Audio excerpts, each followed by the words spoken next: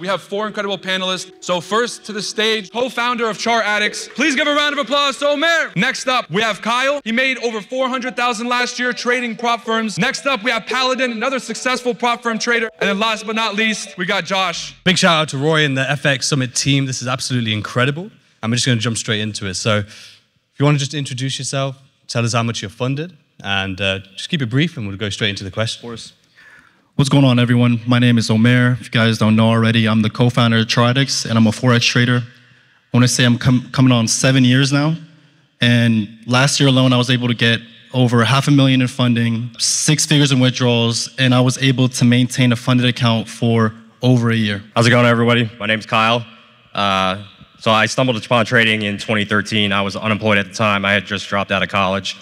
And then I went back to school. I really wanted to get into prop at the time because I had a passion for trading. So I got it back into school. I didn't go to a great school, so I couldn't get into a high prop firm. I mean, at the time, there was no remote capital at the time. So I actually got into high-end residential construction, which added a lot to my trading. I ended up, climbing the ladder and managed home projects upwards of $25 million.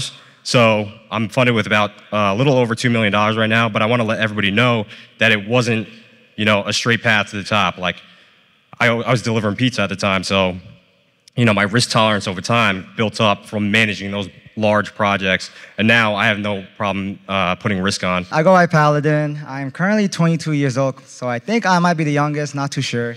But I started trading back in high school when I was back in junior, senior year, and the first 3 years I was just failing accounts. I discovered prop firms. I failed a bunch of prop firm challenges.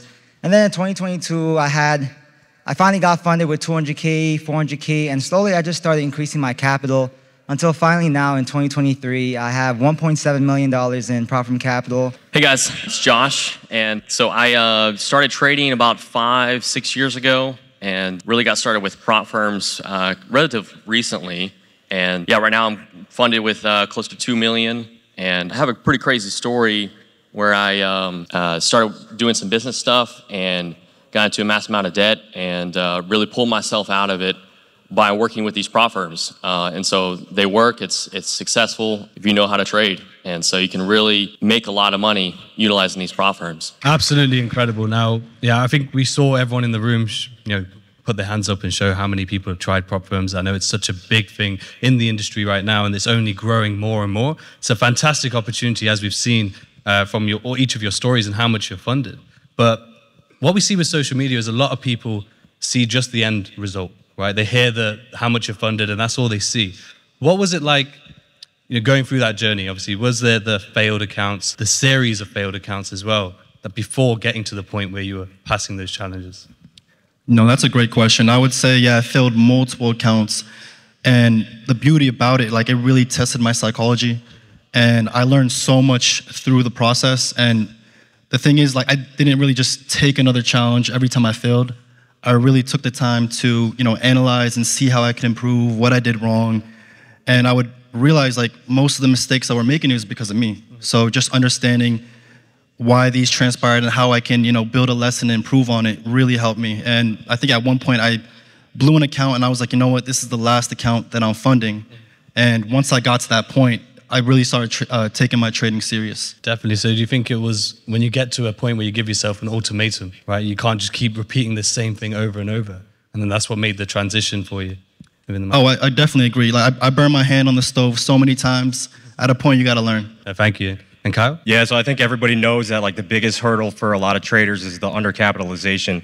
So I think recognizing the patterns of failure over time is really difficult to do because you can't break out of that negative cycle. And for me, both my parents died from cancer. So when my father passed away from cancer, I was working 60-hour weeks. I had really high net worth clients that were breathing down my neck because they wanted to build their $25 million home in the next year, and it's just extremely unrealistic expectations, I think, to try and flip your accounts or whatever.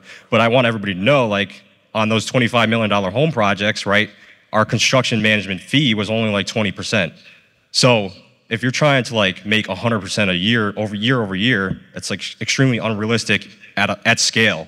So instead of trying to flip your small accounts, save up your money, build a nest egg, and go for more capital, because the more capital you have, the easier it becomes to make more money. I just had a boiling point in my life where, I was going through those negative patterns and I just gave it my all to trading and had to stick to that disciplined process, because if you don't do it, you're going to continue going through those failure cycles like over and over, and it's never ending, really. Definitely, thank you for that. And Paladin? Yeah, so when I first started, I failed a bunch of challenges, a bunch of funded accounts. And the thing is, when we all first start, we sort of like gamble because we think, oh, this will be a get-rich-quick scheme. And it took me like my first 2 years to understand that, okay, this is going to take really, really long. Like, I can't really be flipping accounts because, some people be flipping accounts online. I don't know how they do it. Kudos to them. But for me, I just feel like it's more sustainable to aim for maybe 2 to 5% a month, especially with prop firms because you have bigger capital. In my third year, I finally figured out that, okay, I can't just be gambling anymore. I can't just be trying to pass a challenge in one try. And then that's when I just decided to have multiple sources of income. So everyone is saying, oh, you gotta be patient. But you can't be patient if you're a full-time broke day trader because you have to pay your bills. So I realized that when I was a full-time broke day trader, I was in my worst period. I was stressful. I was losing accounts. Only when I decided to go back to college in a sense and have a source of income, which is doorman, I was finally able to be patient on my challenges, on my funded accounts. I didn't really care if I passed the challenge within the month. Now I could take my time. Same with the funded accounts. We all get a funded account and then we start risking 1-2% off the bat, when in fact that's like 10-20% because we can only risk 10%. And the thing is that with trading, technical analysis is a part of it, but it all comes back to just trying to avoid being reckless. We all get a funded accounts, and the statistics is that only 30% make it to their first funded account, which is pretty crazy because I always thought before that, oh, I got a funded account, finally gonna be rich, but it doesn't work that way. And it's shown because I've blown multiple funded accounts. Only when I started to take it pretty conservative, when I started to follow my trading rules, my system, which is risking 0.5% off the bat, and then when I have a buffer or I'm up a certain percentage, that's when I can decide to go a little more 1%, which is pretty high risk. That's when I started to accumulate my capital. That's when I started to see consistent profitability. So you guys need to understand that trading is not a get-rich-quick scheme. I always say if you think you'll get rich quick in trading, you'll just get broke quick. You gotta think long-term, you gotta think in probabilities, and you also gotta think over a series of trades. So it's hard in the beginning, but once you get that capital, once you start accumulating capital, once you understand, once you have a set of rules in which it prevents you from getting reckless, then eventually you'll just slowly start to become consistently profitable. I just wanted to highlight one thing. So was it a case where once you had the income coming in, it made a big difference and shift into sort of the mindset and the psychology when tackling these challenges? Yeah, so one person who I highly recommend you guys check out, his name is Mark Douglas. And he's big on the trading psychology part. Yeah, shout out to Mark Douglas. And his book, Trading the Zone, as cliche as it is, it's really good. Like, that book I really recommend. And he always mentioned that you can't know 100% certainty that this trade outcome will hit your TP. And if you rely on the outcome of a trade too much, your psychology will be all messed up. So when I had that source of income, I didn't really care about, oh, this trade has to hit TP. Because when we think this trade has to hit TP, we start making stupid mistakes inside the trade. For me, I just leave it. If it's my 1-to-1, I'll play stop loss to break even. If it hits TP, it hits TP. If it hits stop loss, it hits stop loss. I won't do anything stupid in between. So with Mark Douglas and just having that extra source of income, it prevented me from getting stupid while I'm in the trade. Because we all make emotional decisions in the trade. And the more you attach yourself to the outcome of a trade, the more emotional you get. So that extra source of income helped me a lot with that. Yeah, I do have to second that. When I had my sources of income coming in, I didn't feel like I needed the money. It wasn't life or death when I lost a trade. And realizing that when I lost a trade, everything was gonna be fine. So I feel like that extra source of income really put me to where I am. Definitely. And Josh? Yeah, so I would boil down success in trading down to self-talk. Self-talk, I feel, is the most important thing, and I feel like it's pretty under-discussed and talked about, but it is the underlining topic, I feel like, that should be discussed with success in general, but success in trading as well. What you say to yourself throughout the day, what you believe about yourself, that will determine how successful you will be. Great example, obviously, with my life, but also I'm sure you guys have experienced it too, is if you have a breakup, if you have something going on in your family, you can see how your trading suffers when those times, come up. I had a experience where I was doing some businesses and they went bad, and I, like I mentioned earlier, was in a lot of debt, and I was trading at the time, and I was trading for a couple investors, and I lost nearly all of their money. And I was trading the same strategy before that for like a year, and I was doing pretty decently well. When those businesses went bad, my trading went terrible, and it was all because of how I was talking to myself and what I was believing. I kept having this mindset that I was failing at businesses, I was failing, and that led into my trading. And so I would say that's like, for me personally, that is like so crucial, and I can see instant change in my trading whenever I focus on that. Is there anything in particular that you did or changed to sort of rewrite that and sort of rewire this thought process? Yeah, when you get down to it, it really is just a decision that you make, but it takes time for you to actually internalize it and believe it. So yeah, there's definitely a ton of different things you can do. Obviously, like listening to positive stuff. So I actually have it narrowed down where it's really like your environment. And environment kind of narrows down to who you spend your time with and your routine. So routine is very important to me. I take sleeping, got to get enough rest. I take that very seriously. My diet, very seriously. Because when you have that energy, you can perform well and make right decisions. And then obviously, within the routine, I focus on listening to the right things, listening to positive stuff. And then the other category is, within environment, is my social, who I hang around with. Are they staying positive? Are they working on businesses? Are they looking for opportunities? If you're not being positive and you're not looking for opportunities, I'm sorry, I'm not gonna hang out with you. I'm not going to spend a lot of time with you. That's not wrong. It's just, I'm very serious about what I'm doing and trading and being successful. So I'm doing whatever it takes to get there. So it's definitely, it sounds so simple, but yeah, it's so overlooked, as you said. And I think it's very powerful if people bring a lot more awareness to that. Yeah. And especially who they're hanging around with, for example. And as you said, it's not like it's a slight to anyone else. It's just understanding what you're trying to do and therefore what you need to do to be able to push forward, definitely. Now, obviously in the prop firm space, we heard the figures, for example, of what you guys have funded. But I want to really touch on, what was it like getting to that stage? Did you guys scale? Like go for like a smaller sized account and scale up? Or did you go straight in to the deep end and get those multiple six figures? What was it like for you? No, that was a great question. When I finally first got my first account, I was like, you know what, let me reap the benefits of this labor that I put in. So I actually scaled up 4 times on that account. I think it was like being consistent for 4 months, 2 payouts, grow the account 10%. And once I got to that aspect, I was trying to increase my risk. I wanted more capital. So I wasn't gonna do it by risking more on this account. I then decided on opening a different account and kind of using both those accounts to, increase my capital, if that makes sense. So I actually started out with, it's all relative, right? For me, relative was like a 200K account because that was only a portion of my paycheck. My goal really was to just hit a couple payouts and save up enough as a nest egg, right, where I felt comfortable putting more capital into more challenges. So instead of hitting a huge payout on your first account and buying that Rolex or buying that car, take that money and invest it in yourself and take that risk, right? Like I had so much self-belief at the time that I didn't even get my job 2 weeks. Like I had enough of it, right? Like I had that FU money basically where I just said, I'm not gonna give you guys 2 weeks. Like you guys are draining the hell out of me, and me staying one more day was like, I'm risking my life just commuting to the office, right? So put yourself in a position where you could just say, like, I'm not going into work. Like, I'm not. And take that capital and really invest in yourself. Delay that gratification because, at the top of the peak, like you're gonna get everything you want. I see that energy right there. That's what we like. Paladin? Yeah, so I've been trading this is my 5th year trading, and I wasn't profitable until my 4th year.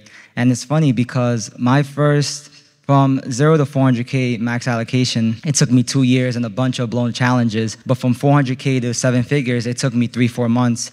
And that's because in the beginning, just a paycheck is a lot. It covers maybe my, 50K challenge, 100K challenge. So I started off at 50K, 100K. I remember back years ago, I used to be up like $30 and I used to be very excited. And then slowly I just started scaling in. I started 50, 100K, a couple months went by, I went 200K, and I just kept scaling up and up and up. I took my time with it. I didn't just started off and just started buying 200K challenges off the bat, and then just got immediately 7 figures. I went 200K and then 400K, and then finally I was able to make 7 figures. So just like I said previously, you got to understand that this is a long-term game. If you think short-term, if you try to gamble and say, I'm going to get funded big, you're going to end up losing all your money, and then you got to start from scratch again and then save up to buy challenges again. So what I highly recommend is you guys start off with a small challenge, whatever small is to you, and once you finally pass, or if you finally pass, then you use the profits of that to buy other challenges, and then with that, you can go aggressive on your new challenges. So the first challenge, I recommend you guys go conservative. And then once you finally do have a funded account, with the profits you make with that, you can put onto other challenges, and those new challenges, you can go aggressive. I always say you need a safety net, and the bigger your safety net, the more aggressive you guys can go. And now for me, at $1.7 million in profit from capital, how much do I risk for a challenge? And I hope it doesn't get clipped out, but I risk 4% in the trade for a challenge. But you gotta take it with context. That's because a challenge to me, if I were to lose it, I could care less. I'll be like, okay, I lost challenge, and that's it. But for some of you guys, if you lose a challenge, you're just upset for the rest of the day. That's my entire paycheck. So that's why you need a safety net, and that determines your risk. You hear a lot of these top traders, like they'll flip accounts, 10K to 100K, 50K to 250K, and you try to copy them. But the thing is, they could lose that 50K and it won't affect them at all. They'll be upset for a day. But for you guys, if it's like your life saving, you can't do that. So if you don't have that big of a safety net, if you have a small safety net, risk less and build that safety net to be able to increase your risk. And yeah, I just scaled up slowly, basically. Yeah, I think that safety net is very important because that gives you the peace of mind whenever you do lose a trade or something like that goes on. So initially started off with one firm and just was trying to pass for a long period of time. My long list of failures is pretty crazy. But, once I got funded with them and had a withdrawal, I reinvested that money and I didn't just go out and blow it and buy a bunch of things and stuff like that. So, I paid myself out a decent amount, but that was my cushion that I had. And then I used the other money to get more accounts and grow from there. So it is a process, it takes time, but realistically, it doesn't take a whole lot of time at all. Last summer, I was completely broke. And now, 6-figure payout with top tier, no problem, $1 million trader. So that's, less than a year, so yeah, thank you. Working with these prop firms, is life-changing, so. Definitely, man. And, transitioning from there, I want to touch on, not really go into your strategies as a whole, but we see a lot on social media of different types of strategies. Obviously, we know that every strategy can work. It does come down to the discipline and how you put that together. But there's definitely a hype around having high risk to rewards, small stop losses. And I know I've done a podcast with two of you before and we touched on this, but what's your average stop loss size? And are you trying to rush and pass that challenge straight away, or are you taking your time? For me, I definitely take my time. I'll go the whole 30 days. I'll get an extension if I need to, but I'm not forcing any trades or thinking about the money. I'm really just focusing on the process. And in terms of stop losses, it depends on the trade. So I look for long wick entries. I like to put my stop loss wherever that wick is. For me, I like to get in as soon as I see that candle confirmation, and I'm okay with having a wide stop loss. So that works for me. What was your other question? I actually forgot what my question was, to be fair to you. I'm good at the podcast. I'm not used to the stage, but yeah. But in the average stop loss size, because we see the sort of hype online of trying to pass quickly, or the high risk to reward strategies so that you can pass fast, rather than what I've recognized, and I'm feeling like it's going to be similar notion here for those who are consistent long term, is that they're not trying to get those tight stops. They're letting their trades breathe. They're having those, sort of an average of whatever it may be for yourself, for example. Yeah, I also think it kind of depends on you. Like some traders can have a higher win rate and other traders will have a higher risk to reward. For me, I go to sleep feeling better off a winning trade. So, my win rate is higher. I feel like that continues the win streak. So for me, I like having a higher win rate than a wider or a higher risk to reward. That's how can I think about this? So people need to realize that your risk reward is actually correlated with your strike rate. So a 1 to 2 should be about a 50% strike rate, and a 1 to 3 is about a 30% strike rate. So the high risk rewards, you're not gonna hit your TP all the time. I don't trade a whole lot, right? I wanna make really good decisions 2 or 3 times a week. I don't think anybody in this room can make 100 really good decisions in a trading session. If you're over trading, you're doing something wrong, unless you're AI. So yeah, I don't trade a whole lot. I wait for my perfect setup and then I put risk on, because you want to put risk on in a smart way. You don't want to just, start clicking buttons, because then you're really at a casino. The tables are not hot all the time. You want to sit down when they're hot. Definitely, no, I love that.